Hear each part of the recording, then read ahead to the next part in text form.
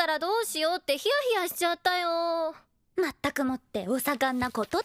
バカにしてる？してない。若いって素晴らしい。純には口止めしたくせに、直りには気がつけば話すようになっていた。話したい。でも話したくない自分がいて、聞きたくないと聞きたいの間で揺れる直りがいて。Love is Indivisible by Twins. What a fascinating episode 1. When I went through originally and I read through the synopsis and I watched the trailer, I put this one on like a strong maybe. Like, you know, not for sure, but like maybe. And if I watch the episode, that'll kind of be telling if I continue to watch the show or not. And I don't necessarily know if this is one that I'm going to continue to cover right here on the channel, you know, unless you guys like, if flood the video, like lots of views equal, I'm all hyped to make, you know, more videos. But regardless, I think this is what I'm going to watch, you know, if I cover it on the channel or not. This is what I'm going to watch, because what a fascinating episode 1. You know, essentially, the title of this show is Love is Indivisible by Twins. So basically saying indivisible, I don't know why they decided to use that word specifically, or, you know, that phrasing, but it's basically saying love is unable to be separated by twins. So basically saying that, like, hey, this love is unbreakable by twins. Very weird meaning. And then going into the synopsis, basically says in a very long story short that, hey, the main character, which I think the main character is actually the twins, not really this Junichi guy. Is his name Junichi, something like that? Jun-kun. I actually think the main character is the twins, but regardless, let's just say he's the MC. Let's call him the male character. So the male character, essentially, the synopsis follows as like he dated one of 2 twins. He dated the older one. They break up, but what ended up happening made love indivisible. So made love unable to be separated by the twins or whatever.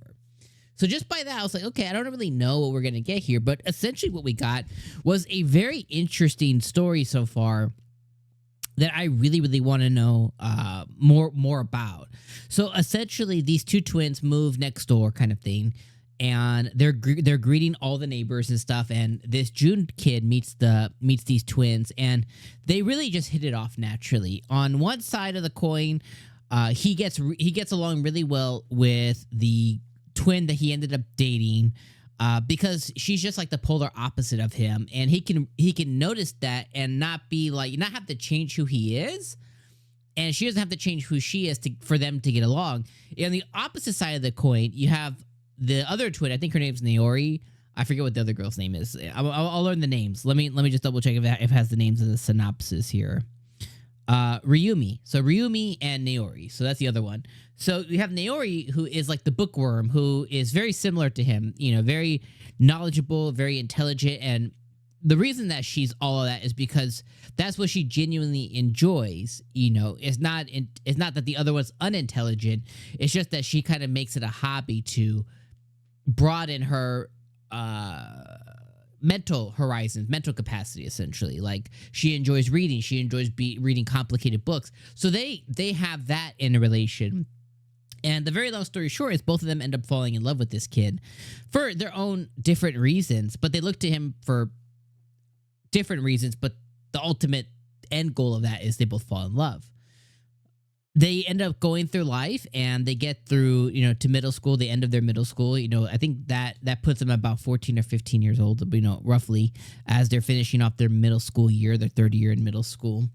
And the older one, Ryumi, you know, just kind of bulldozes this. She acknowledges this, you know, into his heart kind of thing. She makes him date her.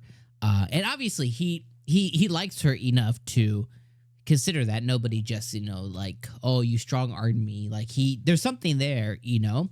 So they end up dating, and they kind of go through the motions and stuff. But because the guilt in the back of her mind is eating away at her, you know, because she did it the wrong way, you know, she one-upped her sister, as opposed to talking to her sister and being, you know, they both kind of sucked at being real about their feelings. You know, instead of her talking to her sister and, you know, telling her, you know, how she's in love with this June kid and she wants to ask him out, and feel, you know, getting that validation, you know, for both of them to talk it out, they could have had friendly competition. They could have I don't even know. There's different ways to do it, but they just should have been honest with each other. And instead, she chose the path of getting there first kind of thing, and telling her sister after the fact, which is kind of scummy in a way.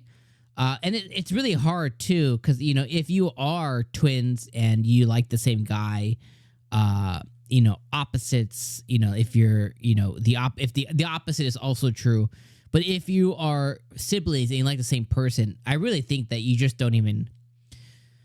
It's hard to say, but I think you just kind of stay away from that, just because your familial bond will always, when you're young like that, for the most part, 98% of the time will always outlast that, other piece. And anyway, she ones up her sister, and they end up dating. They go through the motions, and because guilt is eating her away the whole time, she ends up breaking up with him, whether it's out of pity or out of guilt. But she does it because the nature of it is she realizes she went about it the wrong way, and she kind of wants to be back on an even playing field. But what she doesn't realize though is like, one, she's kind of handing her mans over to her sister in a way. But secondarily, is she's not really thinking through the effects it's going to have on homeboy. Like he could also go into a dark place to where, he's a kid. So the world crumbles, so he could also go in a dark place to where he doesn't cater any woman, at least for a while, so like, who knows what's going to happen, but that's where my interest level gets peaked to seeing, okay, what's going to come next? Is her sister just going to suddenly jump and, all that, what do you call it? All that pent up frustration she had about never being true to herself and true to her feelings is just going to come barreling out all of a sudden because, the barrier that was stopping her, which was her sister before, is now gone. Or is she going to continue? Like, who knows? But that's where my curiosity gets piqued. So overall, Indivisible by Twins, really good show. Like, really great episode 1, I think. And like a lot of other shows that are in this, genre, I don't think it's for everybody. And I can understand and see why, a lot of people wouldn't enjoy it. And the reality is some people just don't really enjoy this kind of like slower paced romance, slice of life, drama type shows. And I think that's perfectly okay. I think what I do enjoy seeing in the community for the anime community is I see, especially as people get older, they begin to give a lot other genres that they normally wouldn't. Like, I think a lot of people's entry point into anime at times ends up being like shonen or something like that. Like if I think back to like my entry points was like the OG Dragon Ball and like Sailor Moon. And then that ended up going into, other shows like Yu Yu Hakusho, Rurouni Kenshin, so very similar shows that begin to kind of introduce those like romance elements into it.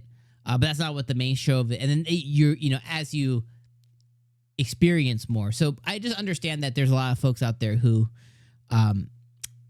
are willing to give things a shot, but then it's just not for them. So anyways, this show's awesome. Love it so far. Let me know your guys' thoughts in the comments below. Depending how this video does, I may be back for episode 2. If I'm not, just know your boy will be watching it in the background, even if I don't cover it on this channel, because I think it's that good. So anyways, peace out, my friends.